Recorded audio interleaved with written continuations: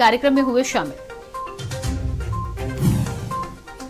आगामी विधानसभा चुनाव से पहले सीएम धामी का बड़ा ऐलान, कहा 2025 तक सड़क और हेली सेवा से जुड़ेगा उत्तराखंड का हर गांव।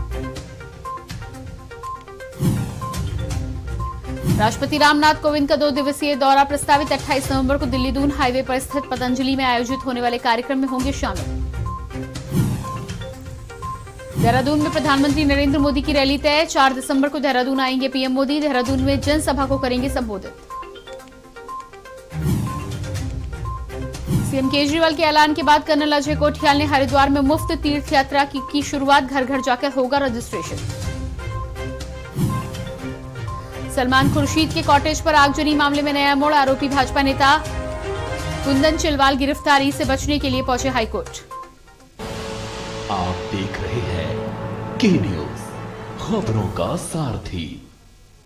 नमस्कार, खबर उत्तराखंड में आपका स्वागत है। मैं हूं प्रियंका। बात करेंगे खबरों की। बीजेपी प्रदेश कार्यालय में प्रधानमंत्री नरेंद्र मोदी के उत्तराखंड दौरे को लेकर कार्यकर्ताओं के साथ बैठक की गई। बैठक में बीजेपी अध्यक्ष मदन कौशिक, पूर्व मुख्यमंत्री त्रिवेंद्र सिंह रावत सहित बीजेपी के बड़े नेता मौजूद रहे। बैठक में प्रधानमंत्री नरेंद्र मोदी के उत्तराखंड दौरे को लेकर चर्चा की गई। साथ ही क्या कुछ रहा इस कार्यक्रम में, इसको लेकर भी चर्चा की गई। वहीं भाजपा प्रदेश अध्यक्ष मदन कौशिक ने बताया कि देहरादून से लगे जनपदों से बड़ी संख्या में लोग प्रधानमंत्री नरेंद्र मोदी की रैली में शामिल होने के लिए पहुंचेंगे। आगामी 4 दिसंबर को देश के प्रधानमंत्री नरेंद्र मोदी उत्तराखंड की राजधानी देहरादून में पहुंच रहे हैं।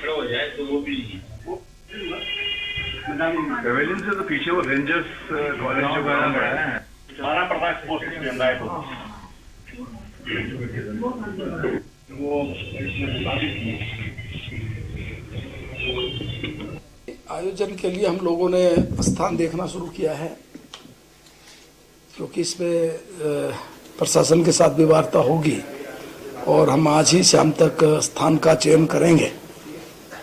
लेकिन हमारे कार्यकर्ताओं में उत्साह है। अभी हमने प्रमुख 3 जिलों के कार्यकर्ता प्रमुख बुलाए थे, एक देहरादून जिला, देहरादून महानगर, हरिद्वार, और कुछ टिहरी के भी कुछ कार्यकर्ता थे। कार्यकर्ताओं का उत्साह इतना जबरदस्त है कि लाखों से ज्यादा लोग इस रैली में जुटने वाले हैं। लाखों की भीड़ इस रैली में रहने वाली है, बड़ी भीड़ रहेगी। और कार्यकर्ताओं में और जनता में जो उत्साह है, तो मुझे उम्मीद है कि ये रैली एक ऐतिहासिक रैली होगी, महारैली होगी। तो कार्यकर्ताओं के उत्साह और जनता का जिस प्रकार से मोदी जी के प्रति एक आदर का भाव है, खासतौर पर उत्तराखंड को लेकर जिस प्रकार उन्होंने 5 साल में उत्तराखंड को बहुत बड़े बड़े कार्य दिए हैं, तो निश्चित रूप से एक बहुत बड़ी चुनाव का जो आगाज होगा, बहुत बड़ी रैली के रूप में हम शुरुआत करेंगे। आज पूरा देश संविधान दिवस मना रहा है। इसी कड़ी में उत्तराखंड के विधानसभा में संविधान दिवस के उपलक्ष्य में कार्यक्रम का आयोजन किया गया, जिसमें मुख्यमंत्री पुष्कर सिंह धामी बतौर मुख्य अतिथि मौजूद रहे। इसके साथ ही सभा में विधानसभा अध्यक्ष प्रेमचंद्र अग्रवाल ने संविधान निर्माता बाबा भीमराव अम्बेडकर को याद किया। आजादी के दीवानों को श्रद्धांजलि भी दी गई।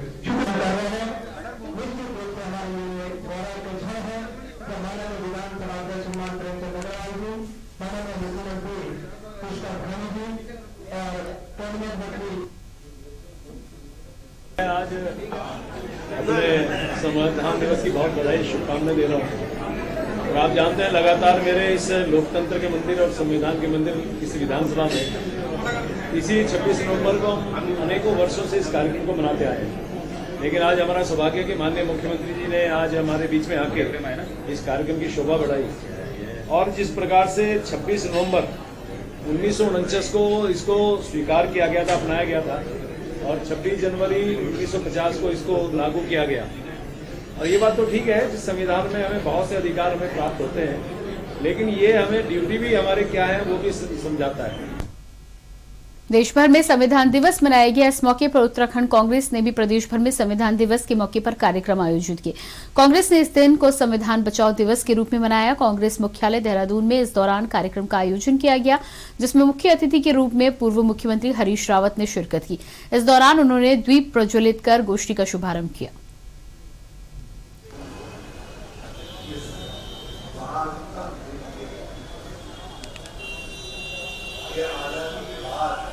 आज जिस संविधान को बनाने के लिए हमारे महान नेताओं ने बहुत भारी परिश्रम के बाद एक संविधान बनाया, और 75 साल के इस इतिहास में आज़ादी के बाद इस संविधान के माध्यम से ये पूरा देश फला फूला, आज वो संविधान खतरे में है, वो संविधान की भावना खतरे में है। इसलिए हमने ये कहा कि आज के दिन को संविधान दिवस के रूप में भी मनाया जाए और संविधान बचाओ के दिवस के रूप में भी मनाया जाए। खबर देहरादून से है, जहां उत्तराखंड विधानसभा के शीतकालीन सत्र की तारीखों में एक बार फिर से बदलाव निकलकर सामने आया। अब देहरादून में 9 और 10 दिसंबर को सत्र की शुरुआत होगी। इससे पहले भराड़ीसैंण में 7 और 8 दिसंबर की तारीख तय की गई थी। ये तीसरी बार हुआ है जब शीतकालीन सत्र की तारीख बदली गई है। पहले 29 से 30 अक्टूबर, उसके बाद 7 और 8 दिसंबर, और इसके साथ ही सत्र के स्थान में भी बदलाव किया गया है। गैरसैंण की बजाय अब देहरादून में भी विधानसभा सत्र का आयोजन किया जाएगा। विधानसभा अध्यक्ष प्रेमचंद्र अग्रवाल ने इसकी पुष्टि की है।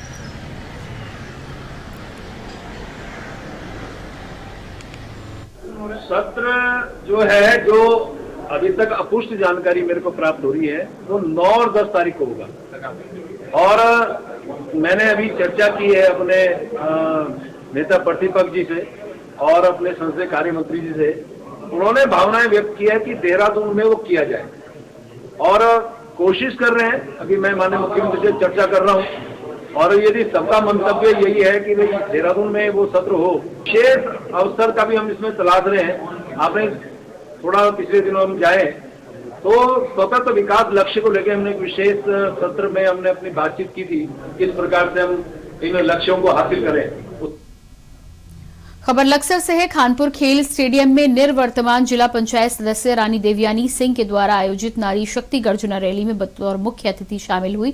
सांसद व भाजपा की प्रदेश सह प्रभारी रेखा वर्मा रैली में उमड़ी भारी भीड़ को देखकर गदगद नजर आई। उन्होंने कहा कि रैली की भीड़ इस बात को पक्का कर रही है कि यहाँ के विधायक ने जन आकांक्षाओं पर खरे उतरे हैं। उन्होंने कहा है कि भाजपा सरकार के द्वारा कराए गए विकास कार्यों की वजह से ही उत्तराखंड में फिर से भाजपा की लहर है। केवल और केवल भाजपा एकमात्र पार्टी है जिसने नारी शक्ति को बराबरी का दर्जा दिया है।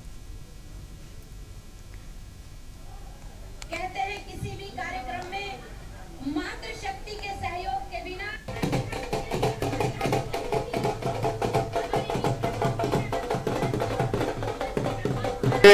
मैं भारतीय जनता पार्टी का कार्यकर्ता हूं, एक मेहनतकश इंसान हूं, आप सभी का जिसने हमेशा खून पसीने के बल पर जीत हासिल की है, भाग्य को अपने परिश्रम से, अपने कर्म से जीता है और आज वो सजीव चित्रण आपके सामने है। पढ़ाई में रहा तो चैंपियन, पहलवानी में रहा तो चैंपियन, इंशाल्लाह राजनीति में हूँ तो चैंपियन। तो आप सामने देख रहे हैं, समाज का प्रतिनिधित्व करता हूँ क्योंकि समाज के काम करता हूँ। विभूत हूँ महिलाओं को देखकर, उनकी शक्ति को देखकर मेरी आंखों में आंसू हैं। मुझे ऐसा लग रहा है, मैंने इतना सोचा नहीं था जितना समर्थन मुझे मिल रहा है और मैं समझती हूँ कि समर्थन बढ़ेगा और हम जो है नारी गर्जना रैली की शुरुआत कर रहे हैं और ये गर्जना जो है पहले राज्य सरकार तक जाएगी, फिर केंद्र सरकार तक। बहुत अच्छा कार्यक्रम था, हमारी बहुत अच्छी संख्या थी। मैं क्योंकि महिलाओं को सशक्त करने का जो बीड़ा पार्टी ने उठाया है, आप सरकार से लेकर संगठन में हम लोग उनको मजबूती से खड़ा करने का प्रयास कर रहे हैं और इस विधानसभा में मुझे आज इतना जन सैलाब देख के और महिलाओं का इतना अटूट प्यार देख के भारतीय जनता पार्टी के समर्थन में और हमारे विधायक जी के समर्थन में लग गया है मुझे कि यहाँ पे भारी जीत होने वाली है। बुलेटिन में फिलहाल वक्त एक छोटे से ब्रेक का, फौरन वापस लौटते। आप देख रहे हैं के न्यूज, खबरों का सारथी।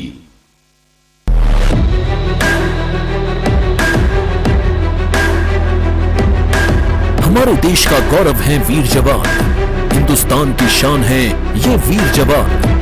थल सेना, वायुसेना, नौसेना और अर्धसैनिक बलों के जवानों की वीरता और भारत की रक्षा शक्ति को मजबूती प्रदान करने के उद्देश्य से उत्तर प्रदेश में डिफेंस इंडस्ट्रियल कॉरिडोर की शुरुआत की गई। माननीय प्रधानमंत्री नरेंद्र मोदी के आत्मनिर्भर भारत अभियान और मेक इन इंडिया के लक्ष्य को पूरा करने के लिए ये मील का पत्थर साबित होगा। यूपी डिफेंस इंडस्ट्रियल कॉरिडोर इस अभियान में सारथी की भूमिका निभाने जा रहा है। माननीय मुख्यमंत्री योगी आदित्यनाथ जी के कुशल नेतृत्व में उत्तर प्रदेश में डिफेंस कॉरिडोर का निर्माण मिशन मोड में हो रहा है। ये एल आकार का गलियारा विविध संभावनाएं प्रदान करता है जो प्रदेश के महत्वपूर्ण शहरों जैसे अलीगढ़, आगरा, लखनऊ, कानपुर, झांसी व चित्रकूट को जोड़ेगा। डिफेंस कॉरिडोर के लिए अब तक 4000 करोड़ के निवेश प्राप्त हो चुके हैं। उत्तर प्रदेश आने वाले समय में भारत को रक्षा उत्पादन क्षेत्र में आत्मनिर्भर बनाने के लिए महत्वपूर्ण योगदान देगा। सोच ईमानदार, काम दमदार। सुपुत्र मेडिटेशन गुरु बेहद नेक और पिताश्री थोड़े रंगीले, थोड़े दिलफेक। दोनों के अलग हैं रंग, पर दोनों का एक अनोखा स्वाद। कमला पसंद, अनोखा स्वाद। प्रधानमंत्री जी के महासंकल्प को आत्मसात करते हुए मुख्यमंत्री पुष्कर सिंह धामी के नेतृत्व में उत्तराखंड सरकार जल जीवन मिशन को बेहतर तरीके से क्रियान्वित कर रही है। साथ ही राज्य के नागरिकों को सहभागी बनाकर हर घर में शुद्ध पेयजल पहुंचाने के लिए कृत संकल्पित है। राज्य की अधिकांश भूमि पहाड़ी होने की वजह से पानी की काफी समस्या हुआ करती थी।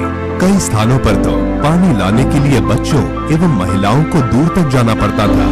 जल जीवन मिशन से शुद्ध पेयजल की समस्या काफी हद तक दूर हुई है। जल जीवन मिशन के तहत हमारे ग्राम पंचायत में पानी की समस्या काफी हद तक खत्म हो चुकी है और सभी ग्राम वासियों के पास हर घर में नल और हर घर में जल है।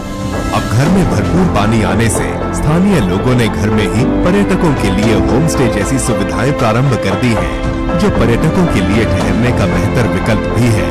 स्थानीय लोगों के लिए आजीविका का एक जरिया बना है। हमारे यहाँ पहले 1-2 होम स्टे हुआ करते थे और उनके लिए उन लोग टैंकर से पानी डलवाते थे, लेकिन अब सभी को पानी पर्याप्त मात्रा में मिल रहा है तो सभी ने होम स्टे बनाने शुरू कर चुके हैं और लोगों को इससे काफी फायदा है। राज्य के ग्रामीण क्षेत्रों के लगभग 15 लाख घरों में से 60 लाख से अधिक घरों को नलों से जोड़ा जा चुका है। शहरी क्षेत्रों में लगभग 12 लाख घरों में से 5 लाख से अधिक घरों को पेयजल योजना से जोड़ा जा चुका है।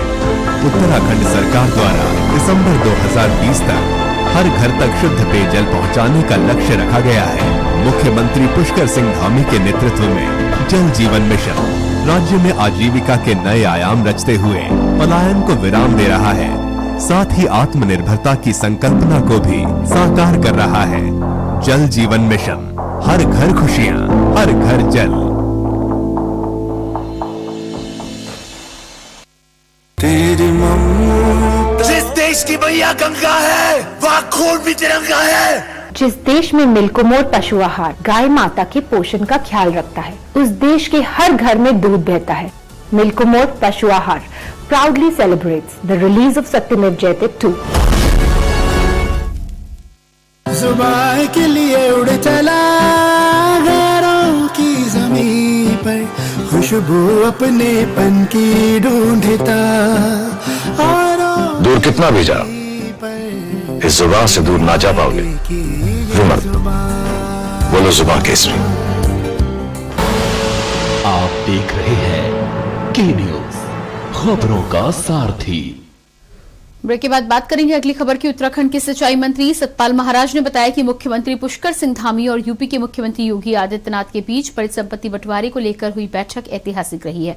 इसके बाद 2 दर्जन सिंचाई की नहरों का नियंत्रण उत्तराखंड को मिल गया है। सतपाल महाराज ने बताया कि कई सालों से लंबित परिसंपत्तियों के मामले में उत्तराखंड को बड़ी सफलता मिली है। ऊधम सिंह नगर की 20 और हरिद्वार की 4 नहरें सहित कुल 24 नहरों का अधिकार उत्तराखंड को हस्तांतरित हुआ है, जिसके आदेश जारी हुए हैं।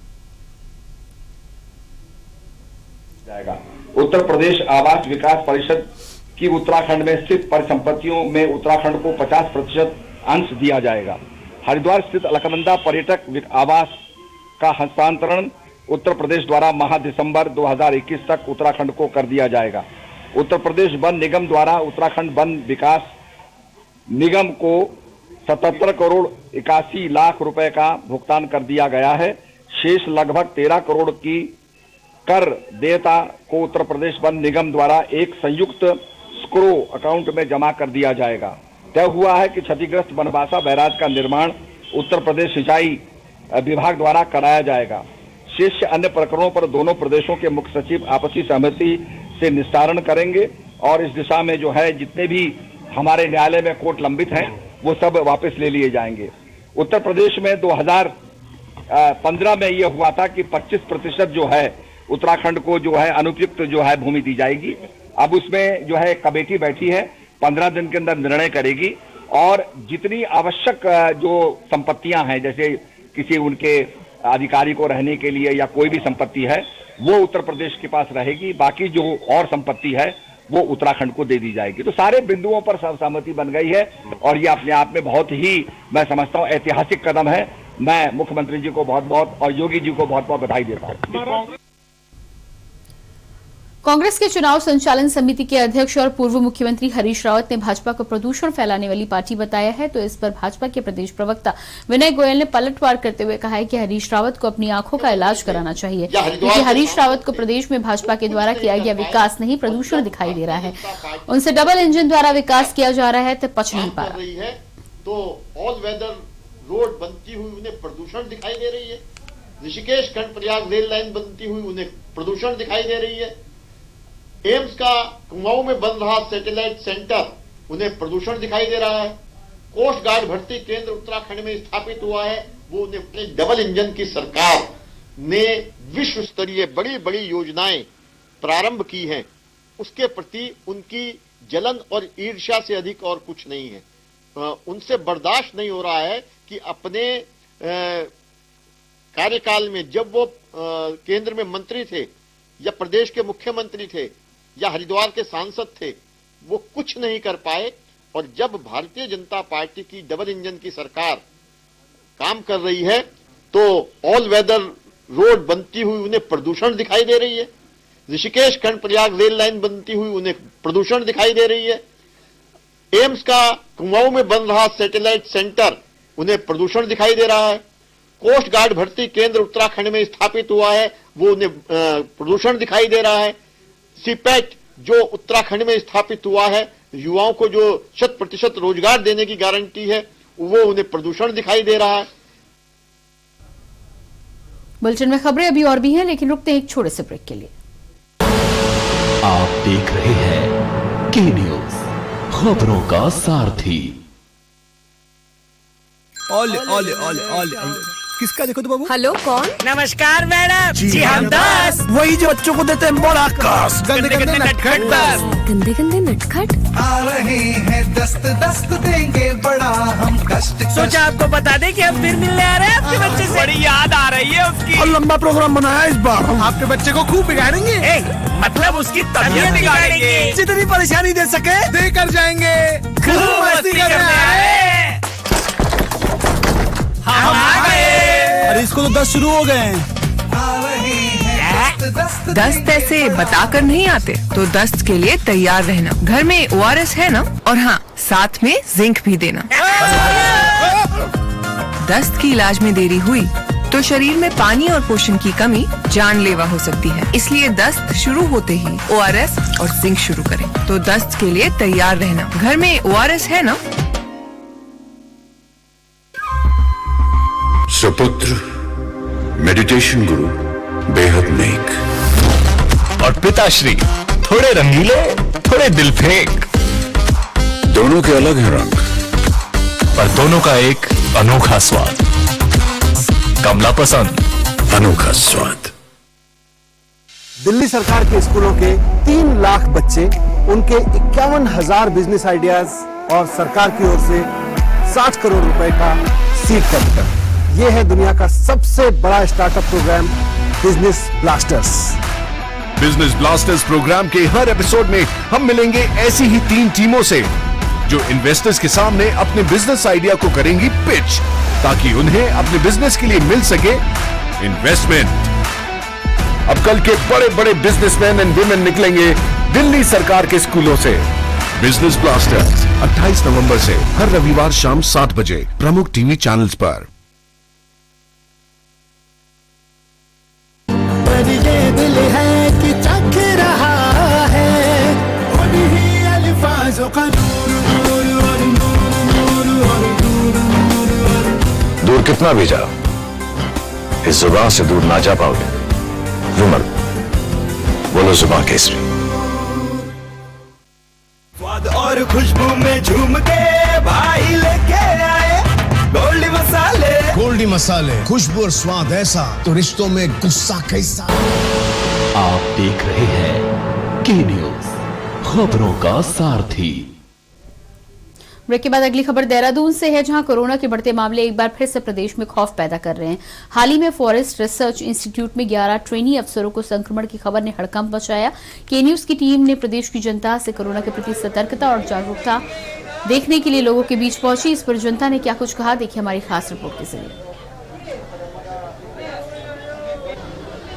लंबे वक्त से कोरोना के गिरते मामले लोगों को राहत की सांसें दे रहे थे, लेकिन अब जबकि एक बार फिर से कोरोना जो है रफ्तार पकड़ता नजर आ रहा है, एक बार फिर से ऐसा लग रहा है मानो तीसरी लहर दस्तक दे रही हो। आइए देखते हैं, हम यहाँ पे मौजूद हैं बाजार में, देखते हैं लोगों की क्या क्या प्रतिक्रियाएं हैं, क्या क्या लोग सोचते हैं कि जिस तरीके से अभी FRI में 11 अफसर मिले हैं कोरोना संक्रमित, तो अब यहाँ पर देखते हैं कि किस तरह से जो जनता है वह जागरूक है।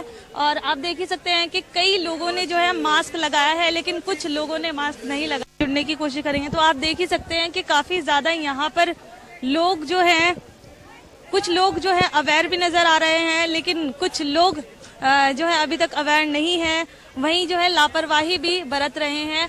अब हाल ही में चुनाव भी होने हैं, ऐसे में जो है सरकार की तरफ से भी लोगों को जागरूक भी किया जा रहा है। लेकिन वही अगर बात करें वैक्सीनेशन की, तो वैक्सीन भी हो चुके हैं लोग, लगभग 75 लाख से ज्यादा लोगों ने पहली डोज लगा ली है, लेकिन 12 लाख ऐसे लोग हैं जिन्होंने दूसरी डोज नहीं लगाई है। और अगर बात करें कोरोना के संक्रमित मरीजों की, इस टाइम पे एक्टिव जो केसेस है वो 157 केसेस है और पिछले 24 घंटों में 8 नए मरीज मिले हैं। तो अब देखना ये होगा कि किस तरह से जो है प्रदेश की जनता कोरोना से खुद को बचाती है। कैमरा पर्सन आशु के साथ मैं हिना आजमी, के न्यूज देहरादून। विधानसभा चुनाव 2022 की रेस में न सिर्फ कांग्रेस, भाजपा, आम आदमी पार्टी दौड़ रहे हैं, बल्कि कई पार्टियां चुनाव की तैयारी में जुटी हैं। इसी बीच संविधान दिवस के अवसर पर Peoples Party of India Democratic ने प्रत्याशियों की लिस्ट जारी की। अब देखना ये होगा कि आगामी चुनाव में उनके दावेदारों में जनता को लुभाने में कितना सफल हो पाते हैं। और यही हम उत्तराखंड में करना चाहते हैं कि यहाँ पर सबको न्याय मिले और मानवतावादी उत्तराखंड का निर्माण हो। यही संकल्प के साथ हम लोग 2022 के चुनाव में। देखिए, पिछला जो ये उत्तराखंड राज्य को बने हुए 21 साल हो गया है, लेकिन 21 सालों में ये राज्य सिर्फ अन्याय, शोषण और उत्तराखंड को नष्ट करने के अलावा यहाँ पर कुछ नहीं हुआ है। आप देखिए कि यहाँ का जो मूल निवासी समाज है उसने इन 21 सालों में अपना सब कुछ खोया है।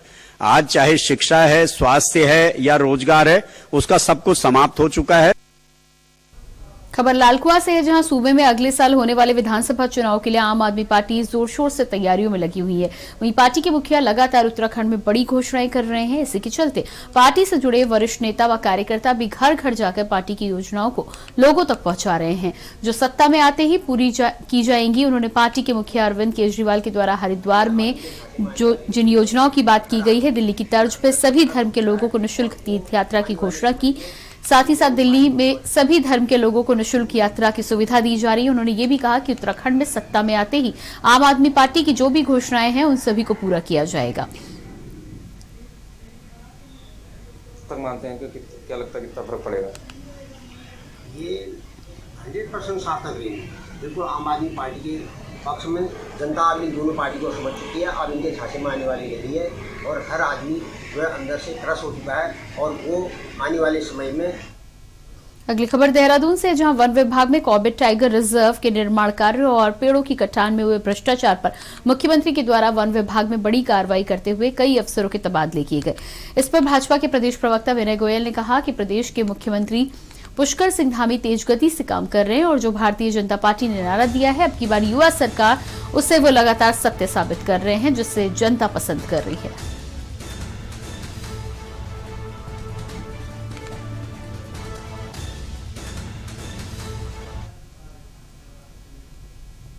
देखिए, माननीय पुष्कर सिंह धामी जी बहुत तेज गति से कार्य कर रहे हैं और जो भारतीय जनता पार्टी ने नारा दिया है कि अब की बार युवा सरकार जो चल रही है हमारी, वो अपना अलग एक प्रकार से वेग दिखा रही है और वो जनता को पसंद आ रहा है। तो मुझे लगता है कि जो भी इस प्रकार के कार्य कहीं रुके हुए थे या कहीं थोड़ा विलंब हो रहा था, उसमें माननीय पुष्कर सिंह धामी जी ने गति लाकर प्रदेश को एक तीव्र गति से विकास करने वाले राज्य की श्रेणी में लाकर खड़ा कर दिया। और इसी के साथ खबर उत्तराखंड में इतना ही। बाकी खबरों के लिए लगातार बने रहिए के न्यूज इंडिया के साथ। नमस्कार। आप देख रहे हैं के न्यूज, खबरों का सारथी। आजादी के अमृत महोत्सव में उत्तराखंड के बढ़ते कदम अब नए पायदान की ओर निकल पड़े हैं। मुख्यमंत्री पुष्कर सिंह धामी ने आंगनवाड़ी कार्यकर्तियों से किया अपना वादा निभाया। 33,000 से ज्यादा आंगनवाड़ी कार्यकर्तियों को डीबीटी के माध्यम से 40 करोड़ रुपए की प्रोत्साहन राशि का वितरण शुरू कर दिया गया है। इस योजना में लाभार्थी को बैंक से सीधे उनके खाते में 5 किश्तों में पैसा प्राप्त हो रहा है, जिसमें कोविड-19 के रोकथाम एवं बचाव हेतु कार्यरत प्रत्येक आंगनवाड़ी कार्यकर्तियों, मिनी आंगनवाड़ी कार्यकर्तियों एवं सहायिकाओं को 5 माह तक हर माह 2,000 रुपए की अनुदान राशि देने का प्रावधान है। साथ ही हर आंगनवाड़ी